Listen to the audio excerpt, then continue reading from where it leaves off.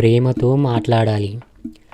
మేల్కొని ఉన్న సమయాల్లో మనం ఎక్కువసేపు మాట్లాడుతూనే గడుపుతూ ఉంటాము. మనం ఎలా మాట్లాడుతూ ఉన్నాము అనే దాని మీద కొంచెం శ్రద్ధ పెడితే ముద్రలు ఏర్పడటాన్ని బాగా తగ్గించుకోగలము. నేను లాలాజీ జీవితాన్ని, ఆయన బోధనలను చదువుతూ ఉన్నప్పుడు ఇతరులను ఎలా సంబోధించాలి, వారితో ఎలా మాట్లాడాలి అనే ముఖ్యమైన విషయాలు నాకు తెలిసాయి. నేను కనుగొన్న అత్యంత విలువైన విషయాల్లో అది ఒకటి. అది నా జీవితాన్ని మార్చివేసింది. లాలాజీ ఏమని చెప్పారు? మీ సంభాషణ హెచ్చుతగ్గులు లేకుండా ఒకే స్థాయిలోనూ సత్యతత్వపు ప్రవాహంతో మమేకమై సాగనివ్వండి. ఈ విధంగా మీరు శ్రోతల హృదయాలను స్పృశించగలరు. ఎలా? మీ మాటల్లో కరుకుదనాన్ని తొలగించండి. దానివలన మీ మాట ఎలాంటి బరువు లేకుండా నిశ్చలమైన గాలి ప్రవాహంలా ఉంటుంది. మృదువుగా, మర్యాదగా, సభ్యతగా, సున్నితంగా, సమతుల్యంగా మాట్లాడండి. మర్యాదగా, సభ్యతగా మాట్లాడే వ్యక్తికి విశాలమైన, నిర్మలమైన, ఉదాత్తమైన హృదయం ఉంటుంది. మాటల్లో హఠాత్తుగా కోపం కానీ, భావోద్వేగాలు కానీ లేకుండా చూసుకోండి.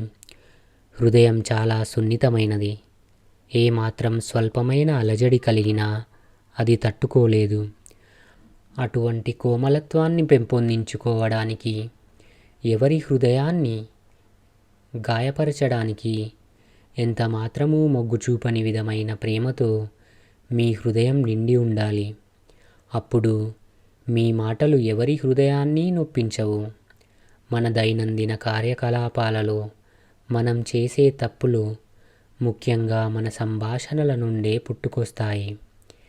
ఏ విధంగా అంటే, మాట్లాడకుండా ఉండవలసిన విషయాల మూలకంగా మనం మాట్లాడే విధానం ఉంటుంది కాబట్టి. ఒక్కొక్కసారి మనం మౌనంగా ఉండే విధానము కూడా చాలా ఎక్కువగా తెలియజేస్తుంది.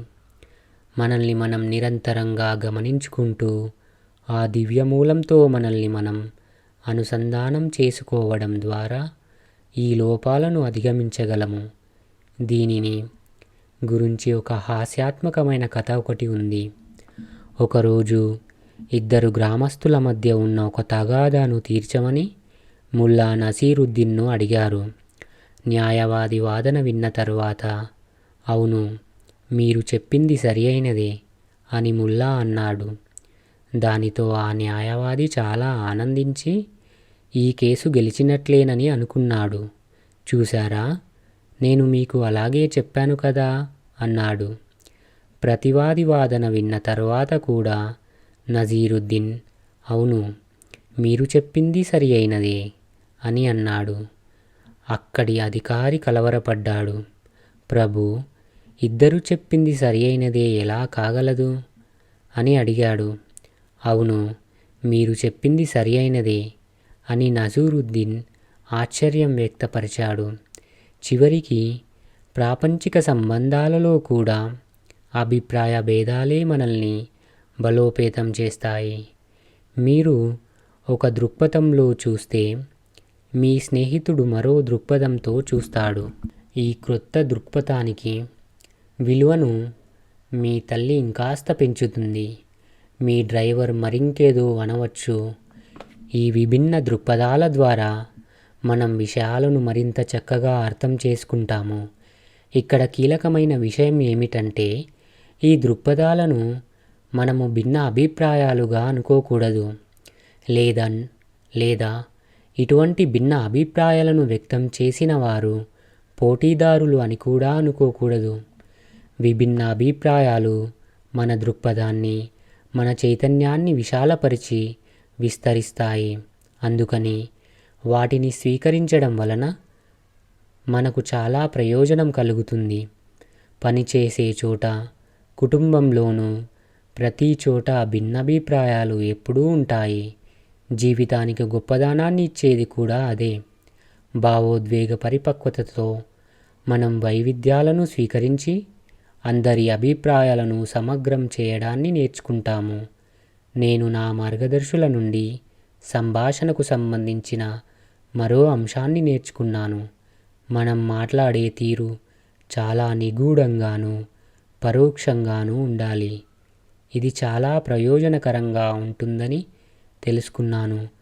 ఉదాహరణకు, ఇతర వ్యక్తిలోని ఒక అలవాటును మీరు విమర్శించాలని కానీ సరిచేయాలని కానీ అనుకున్నప్పుడు ఆ విషయం వారితో సూటిగా కాకుండా అత్యంత సాధారణ విషయంలా 10 మంది మధ్యలో దానిని గురించి మాట్లాడితే బాగుంటుంది. ఒక్కొక్కసారి ఆ అలవాటును గురించి మాట్లాడుతున్నప్పుడు వారి వైపు కాకుండా వేరొక వ్యక్తి వైపు చూస్తూ మాట్లాడటం మంచిది. ఈ విధంగా ఆ వ్యక్తి నొచ్చుకోకుండా లేదా కోపం తెచ్చుకోకుండా మీ సలహాను పాటించగలడు. ప్రేమతో భుజించండి. మనం మెలకువగా ఉన్న సమయాల్లో చేసే రెండవ పని తినడం. సంభాషణ ద్వారా మనం అభిప్రాయాలను, మనోభావాలను అలవర్చుకుని పరస్పరం పంచుకుంటాము. అలాగే ఆహారం ద్వారా మనం శక్తిని, పోషకాలను పొందుతాము. ఆహారాన్ని భుజించే సమయంలో మన మానసిక స్థితి ఎలా ఉంది అనేది చాలా ముఖ్యం. 1890లో డాక్టర్ పావ్లోవ్ ఈ ప్రవర్తనకు సంబంధించిన ప్రయోగాలలో కుక్కలకు ఎలా శిక్షణ ఇచ్చాడో ఇంతకు ముందే నేను చెప్పాను. డాక్టర్ పావ్లోవ్ పిల్లుల మీద కూడా ఒక ప్రయోగాన్ని నిర్వహించాడు. ఆయన పిల్లులకు ఆహారం పెట్టి అవి తింటున్నప్పుడు స్రవించే జీర్ణరసాలను కొలిచాడు. ఒకసారి పిల్లులు తినడం ప్రారంభించిన వెంటనే అతడు ఒక కుక్కను తీసుకువచ్చాడు. దానిని చూసి పిల్లులు భయపడ్డాయి. వాటిలో జీర్ణరసం స్రవించడం దాదాపు ఆగిపోయింది. కాబట్టి భయంతో ఏ కొద్ది ఆహారం తిన్నా అది సక్రమంగా జీర్ణం కాదు.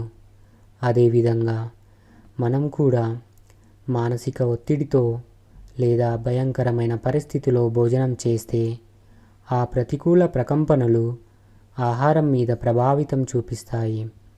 అది మన శరీరానికి హాని కలిగిస్తుంది. ఆ విధమైన ఆహారం జీర్ణమై కణాలన్నింటికీ సరఫరా అయినప్పుడు అది మన శరీరంపై దుష్ప్రభావాన్ని కలిగిస్తుంది. భోజనం చేసే సమయంలో గొడవ జరిగితే ఏమవుతుంది?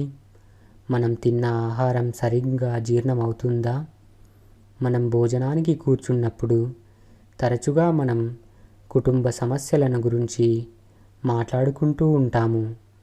కుటుంబ సమస్యలను చర్చించుకోవడంలో తప్పేమీ లేదు. కానీ కాసేపు ఆగుదాము. మనం భోజనం చేసే సమయాన్ని ధ్యానంలా చేద్దాము. మన కంచాలలో వడ్డించిన ఆహారానికి గాను మనం ఆ భగవంతుని పట్ల చాలా కృతజ్ఞతతో ఉండే సమయంలా మార్చుకుందాము. అటువంటి మానసిక స్థితిలో మనం ఆహారాన్ని భుజిస్తే ఆ ఆహారం ఎంతటి ఆధ్యాత్మిక శక్తి కలిగి ఉంటుందో ఊహించుకోండి. ఈ చిన్న పనితో మనలోని అన్ని రకాల ఆధ్యాత్మిక రుగ్మతలు నయమవుతాయి. మీరు నా మాటలు నమ్మవలసిన అవసరం లేదు. మీకై మీరు గమనించండి. ఆనందంగా, ఉల్లాసంగా ఉన్నప్పుడు మీరు భుజిస్తే ఏమి జరుగుతుందో, అలాగే మానసిక ఒత్తిడికి, భయాందోళనలకు లోనైనప్పుడు తింటే ఏమి జరుగుతుందో ఒకసారి పోల్చి చూసుకోండి.